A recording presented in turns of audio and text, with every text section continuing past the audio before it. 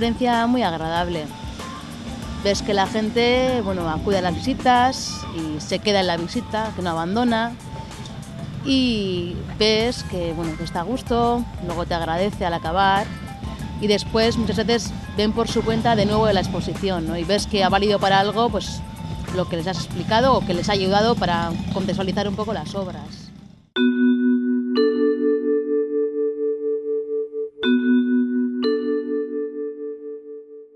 Horretatik, hasiko gara,